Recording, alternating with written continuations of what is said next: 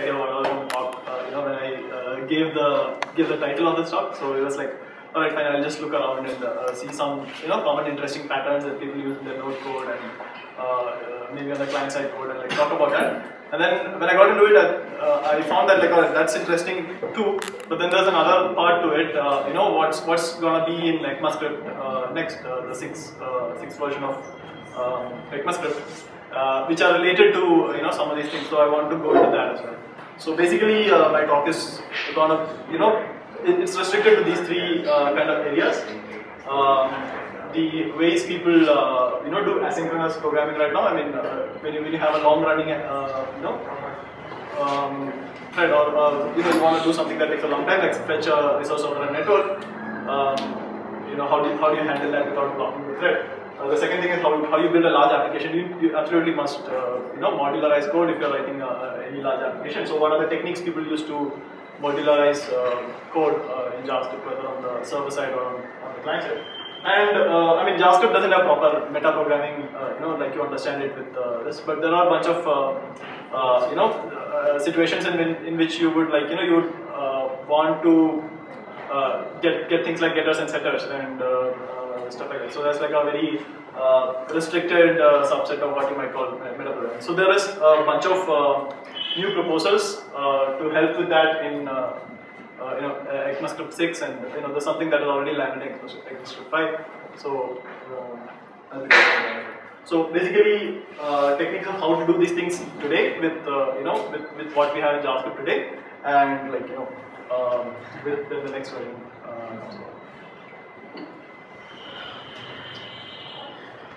So is this movie familiar to anybody? So you must watch it. It's an amazing movie. Anyway, so the name of the movie is Primer. It's there at the bottom, and I think that is like the only movie I've seen in which they've given you a rationale for time travel without getting into all the paradoxes. Right, so it's a different spin on time travel. It's a really awesome movie. You should watch it. Bit of an old movie. Fine. How people do async right now? I mean, I'm sure everybody knows this stuff already. The first thing, plain old callbacks. You have a long-running function. It gives you a callback. All right, and the problem here is what people call the pyramid of doom. You have to do long-running operations one after the other, and your code is marching right faster than it's going down. Right. So I'm sure this is something that is already familiar with you. So in Node.js stream objects, especially, I mean, this is not just for async, but also to handle like really large, requests and responses, I/O type of operations. You've got this pattern of event emitters and listeners. So when you want to read, when you want to get a resource over the network, let's take that example. Okay, Node.js will actually give you a response object, and you can attach your listeners on that response object, and it is going to keep firing events when each chunk of data comes. Right, so you have you basically, that is another way to handle this. The idea that there's some operation going on that takes a long time. Right, so maybe I can just show you a bit of example code. Yeah, I mean, so the top 3 lines is like an example of how that would work. You want to have a long running operation. So instead of do some work, imagine that says something like get a file from the network, and on data you can attach a event handler. So every time a chunk of data comes, you can process that data. If you want, you can like keep appending it to a string, and so that you have the whole file at the end of it, or you can just do something else. And then when the file is completely received, it will fire a different event end, and you can attach another event handler on it, which will handle that, and maybe process the rest of it. So this is another thing, and one of the nice things about it is you can do one operation and attach multiple event handlers to that same object. So you're fetching a file, and as parts of that file comes along, you want different things in your application to fire and start working. You can do that. But then, I mean, it handles like a really heavyweight use case, and for the simple things, it's maybe not not appropriate to write so much code, and also it can't be changed very easily. I mean, if you've got one network operation and like based on that you got to fire another one and then another one, the only way to do it over here is to actually have named functions for each of these steps and like explicit continuations. From one function you call the next one, and from that you call the next one. So then you've got deferreds and promises. So which is the more promising way to do it today, which is I think the Windows 8 JavaScript API really makes use of this a lot, and you saw this in SammyJS as well just now. The basic idea is you call object or do some work, a long running function. It returns immediately. It doesn't do its work. You don't pass it a callback. It returns immediately, but it returns to you an object which represents what this operation might return eventually, right? But it doesn't have the data right now. And on that object that it is returned, you'll find a method called then. You call then and you give it a callback. So when that finishes, the then callback gets executed, right? So conceptually, it's very simple. The cool thing over here is that it doesn't march to the right, and the reason for that is within this then function you can do another long-running operation, and you can return that, all right? And when this returns, it doesn't call this immediately. If it returns a promise, if it returns another promise, it waits for that promise to resolve before calling the next one. I think that's getting. I think you guys get up till here, right? I mean, you do a long, you say, all right, fine, fetch something from the network, then do something. So only when it's been completely fetched does the this function get executed. So that's cool. Suppose you want to do something big inside that as well, right? Fine, you fetch an HTML file and now you want to go out and fetch an image which is a link from that HTML file. So you do that over there, right? And when the image is loaded as well, you want to do something else. So over here, what you would do is you can just call fetch the image return, all right? And what that returns is actually the promise, of the eventual image that will get loaded. This function will actually get called when that image is also loaded. So this way you can basically chain a lot of asynchronous operations without your code going to the right and without having to indent the right. So yeah, I mean, so the basic API is the then function. You got it returns a deferred. You can call then on it, and to then you will pass a success callback, and optionally you can pass an error callback and a progress callback as well. I mean, so if any of these inner operations results in an error, the error callback is called. So if you don't attach an error callback over here, it's optional. You just need to attach an error callback at the last one. So errors tend to fall through that stack. So. And there's an optional progress callback, where I mean, if it's an event like fetching a big stream of data which comes in chunks, you keep calling the progress callback. So that's how the API is designed. So the problem is still you kind of need like this entire line is boilerplate. I mean, it's like dot then function whatnot. I mean, you're still writing a lot of code here which you might not do if you were just programming asynchronous style. Right, but I think this is about like the best option that we have. Right? I guess interrupt me at any time if you want, right? All right. So this is if you have a library already which gives you like the callback style, okay, of doing async work. I mean, how you turn that into a function that gives you a promise. I mean, it's really simple. You need a library which gives you deferreds. So Dojo or something. There's a nice library for Node called Q. So you use that in order to construct a deferred. So basically, you got your. So I'm right now over here. What I'm doing is I'm wrapping set timeout. Set timeout is it takes a callback function, and I'm turning that into a promise called wait. So when you call wait, I'll create a deferred object. I'll call the set timeout. And when the set timeout fires, I call it d.resolve, and I return the promise object as well. So that's, and you can use it like that. So in ECMAScript 6, if you go through the wiki, they have, there are a lot of proposals. There is actually a proposal to have a new await keyword in JavaScript, which would allow you to say that over here, instead of writing then function whatnot, you can just write await, do some more, and then the next line you can do the next thing. But that doesn't have much support over there.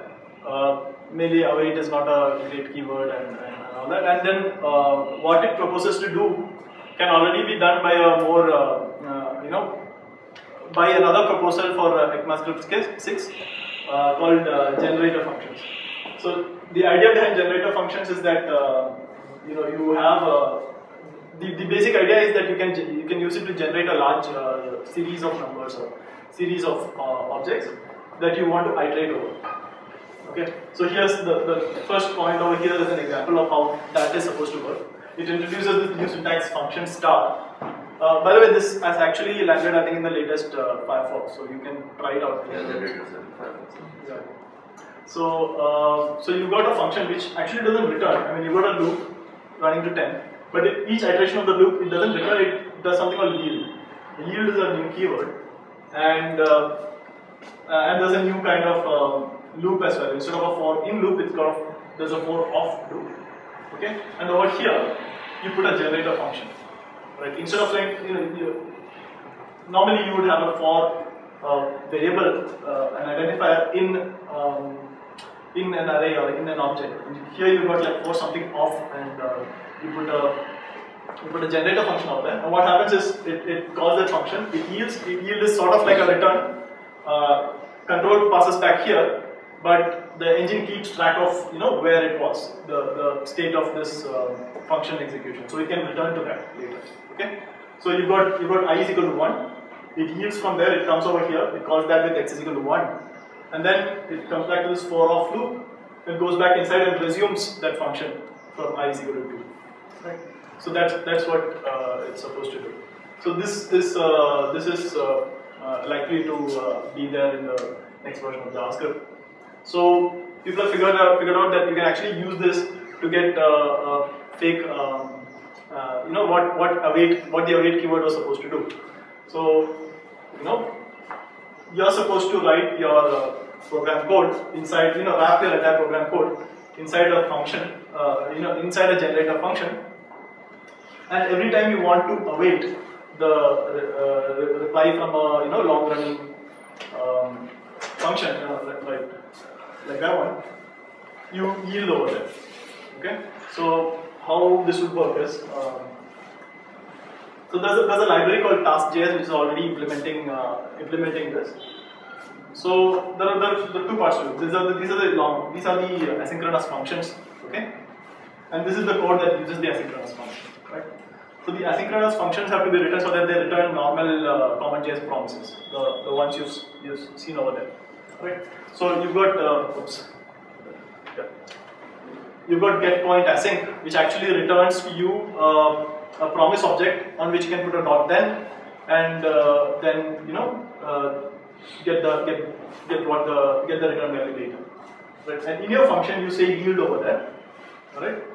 And your entire code is executed as a callback inside the spawn function, which is given by the library task.js. So what this spawn function does is it calls your function. Right? As soon as you do this, it calls your function. Your function yields. Right? It sent out a request to get a point. It yields. It comes back to the spawn function. The spawn function then waits for that promise. I mean, spawn function gets the promise. Right? I mean, it's like a return. Right? Over there you returned I star I. Over here you return the promise. The spawn function takes this promise, waits for it to resolve, and when it resolves, it goes back and resumes the generator function. And then it starts over there. And goes over there, yields again, goes back to the spawn function. It waits for that new promise to resolve, and when it resolves, it goes back into yields. So you can actually write code in an almost synchronous fashion, and it's still asynchronous code. So I actually saw Brendan's Strange Loop talk on this, and it looks interesting.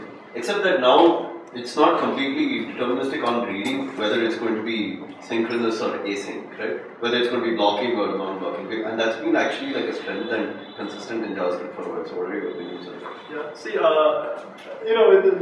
is a great point actually. I mean, so now imagine that JavaScript had some way of just taking a promise and native support for promises. I mean, if you could just skip the p, say get point async, p is equal to get point async, alright? And then when you use p, suppose JavaScript had this magic mechanism to just pause your execution there and wait for p to be, available, right? The problem over there is you never really know when your program is going to pause. Okay, and suppose you were, over here, actually I have an example over here. P I have not declared inside this function. P is a global variable, alright? And over here I'm actually swapping two values inside the p.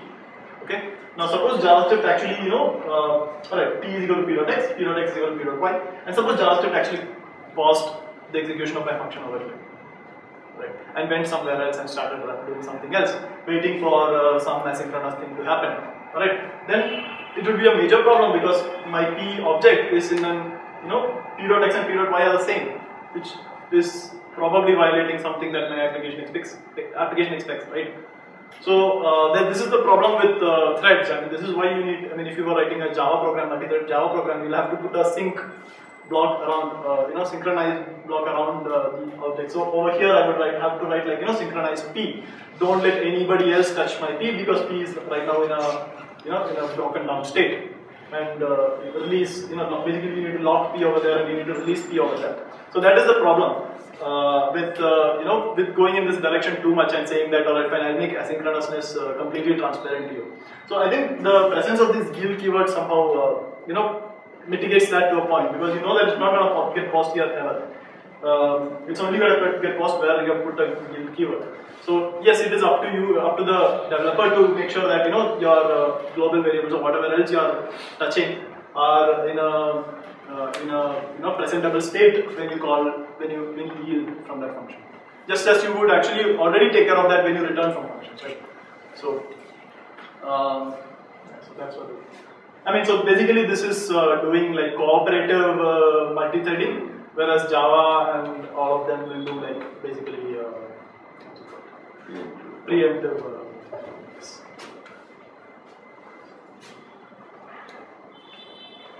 Right?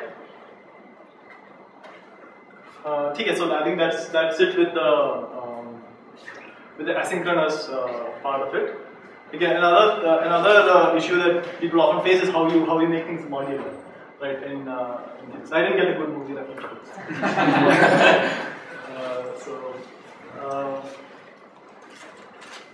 Alright, so the standard thing which people have been doing all along, I mean, is the equivalent of callbacks back there, is you just make a global object. You just make what you want to expose. You're writing a library, whatever you want to expose, you make a global object and you put it out there. And to prevent creating extra global objects, you put everything inside a closure and call it. So this is what people have been doing, and this is how you find almost every client-side library today. So the problem comes when like there could be name conflicts. Like I mean, jQuery wants the dollar symbol, and like tomorrow some other library might come and it wants to use the dollar symbol in a global object, and so there's a potential for name conflicts. And the other issue is that you actually have to manually put your script tags so that dependencies are handled. I mean, it will get executed. The first script tag gets executed first, and then the second one, then the third one. And unless you put them in the right order manually, things are likely to break. So this is what we have right now on the client side. On Node.js, you have got this common.js like modules, right? So how many of you guys are familiar with this? I mean, have you written Node.js code? Alright. So cool. I mean, so basically you write, ignore the first line. The second two lines tell you how you are exporting functionality. Right? You write your own each library or each module that you want to write. You write in a separate JavaScript file. You include that JavaScript file with a line like that. Required. And each JavaScript file actually exports, whatever it wants to show to the world. It attaches to an exports object, and it goes out. Right. So this is the common JS way of doing it. Node.js has an additional way of doing it where you can like attach. The problem with this is that you can't export a function. Right. This is the primary problem that people found. You sometimes want to export just a single function, but then you still have to put it in, attach it to an exports object and export an object which has just one function. It's little more verbose, which make the client code little more verbose. So, for example, you have some model called a student, right? And you've written a module student.js, and it needs to just return a constructor for a student object. Okay, so that's a function student. So if you were using common JS only, then you would have to do something like exports.student is equal to a function whatnot, and then your client code will have to do something like var s is equal to require student, and then s.student. Every time it's going to do a new s.student, right? So people figured like, let them export a function directly, and that's why there is something called module.exports, in which you can basically rewrite the entire exports object and put like put your own function over there, or put your own object over there. So this is what they do in Node.js. It's got a couple of issues. This is used pervasively. This is used everywhere. I mean, every Node.js library comes this way. Now you've got the two issues. One is that it's synchronous. Right? You can see what's happening over here. It doesn't return a promise here. It returns the actual API. Okay.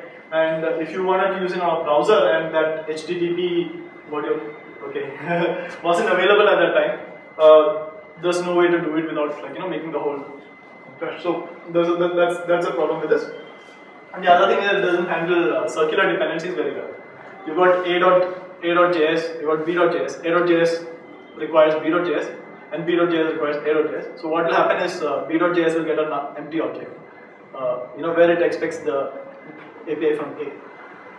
It doesn't handle those very well. So this is asynchronous module definition, AMD.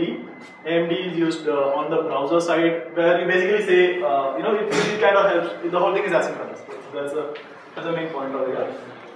You can define modules like that. You give it a name. You define what are the dependencies of your module, alright? And then it will take care of loading all those dependencies. And when they're all loaded, you give it a callback function to call.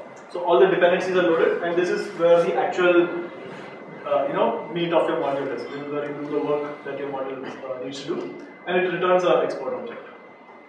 Right? It doesn't attach to export store or anything. It just returns. If you don't want to define a module, you just want to consume a module, we'll do it like this. It's a very similar API. Right? So this is used in there are client-side libraries that do this, require.js and like that. Again, this is also like a bit verbose. You write a lot of code to make this happen, and even this doesn't handle circular dependencies very well. ECMAScript 6, there's a proposal for native implementation of modules over there, and it introduces a whole bunch of new syntax. So you've got a new module keyword using which you can define a module, right? And then you've got export keyword using which you basically export the functionality of modules, right? So you can this is inside your code. You can define a module that way, or if you can define the same thing in a file somewhere else and import it into your code like that, right? So this is so how it works is your code will get parsed initially, even before your code starts executing. The browser is supposed to detect which are the external resources that are need to load. You cannot, for instance, do over here give an expression. You can't say HTTP as a string plus / as a string plus example.com. It needs to be a static string, so that the browser can, before executing a JavaScript, the browser can realize what stuff I need to load, and it loads all of the dependencies and it instantiates all of the dependencies before running your code. This is how you import individual exports. So like you've exported a function called sum and a variable called pi. You can import individual things from a module using that, and then these are just regular variables. So there's a bunch of new semantics here, and there's a bunch of new syntax here. So it's a little bit of a complex change to JavaScript. So when does the end become available? Module end? Yeah. So basically, this will return immediately. I mean, the m variable will be available fully from the next line and etc. Okay. The reason that works is before this any of this code is executed. Wait. Yeah. I mean, before JavaScript actually starts executing any of this code, it actually goes out and fetches all the results. So it waits till all these things being fetched. Yes. But it doesn't hang the browser thread, right? I mean, because it's not JavaScript running. It's not single thread JavaScript running. It's the browser going on. So does it require Node.js load? Yes. Dynamically? This doesn't, right? Huh? This doesn't load dynamically, right? You cannot give expressions, means you cannot give to build up a file. Yeah. It doesn't load dynamically. There's an API for loading dynamically also. Okay. So I didn't put that yet. So ECMAScript module is a huge thing. So there's a global object called loader with a capital L, which you will get in ECMAScript 6 compliant browsers. And using loader, you can asynchronously load modules as well. Okay. So then you can decide, in your client code how to do it. You cannot use these keywords in that. You'll use like, I'm not sure, I don't remember the API exactly, but you basically call functions on that loader object in order to load new modules. Alright, so this is the last part of it. Alright, metaprogramming, I think it's a little bit, so basically what you want to do is usually control getting and setting variables on an object, right? So, jQuery does this a lot. You want to do, you have an element, a DOM element. You want to put the HTML. You call HTML with some string inside. Or if you want to get the HTML, you just call HTML as is without any parameters. So this is the standard way of doing it with current JavaScript. The problem is it's a little bit error prone because you might not be sure at certain points whether this .prop is a simple string HTML or whether it's a function that you need to call. Okay. So there are situations, there's another library called knockout in which there are situations in which it's a data binding library, and sometimes you can't tell. And so it's provided a library function called unwrap observable, which basically checks if this is a function or a property, and then returns. If it's a function, it calls it and returns another. So there are some problems with this. So in ECMAScript 5, which is already there in most of the modern browsers, you will get object or defined property. So you can take an object and you can say, alright, fine, there's an object O. I want a property called A in it, and it's not a normal property where you just attach a value and take a value. If somebody tries to get the value of that, call this function. I can give it a set function also, and say that when somebody tries to set a function. So after this, I can just do alert o.a, and then this function gets called and hello a gets alerted.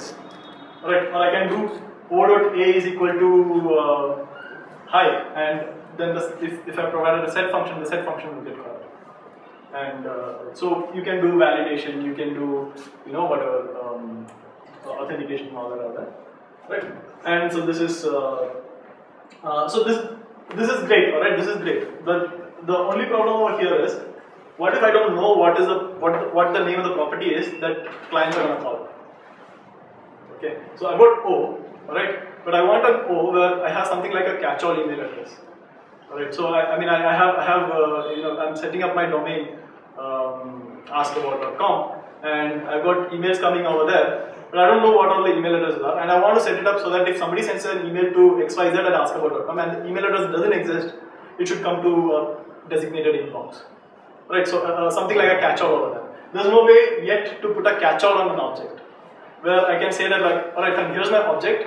If somebody tries to access a property with any particular name on it, call this function, I'll tell you whether that property exists or not. Call this function, I'll decide what the value of the property is. So ECMAScript 6 has a proposal called proxies, which basically allows you to do that. Okay. So you have basically you have an underlying target object, and you create a proxy on top of that target object. You create like something like a wrapper around that target object, and in the so the way to do that is you just call the proxy construct the proxy function, and you pass it a target and pass it an object filled with these callback functions. So you can pass a getter function. So I'm giving you a simple example of a get function. So the get function gets called with the target and name and everything. So over here, just go through this. Over here I'm accessing proxy.a, right? the proxy object or the target object, it doesn't have anything called, any property called name.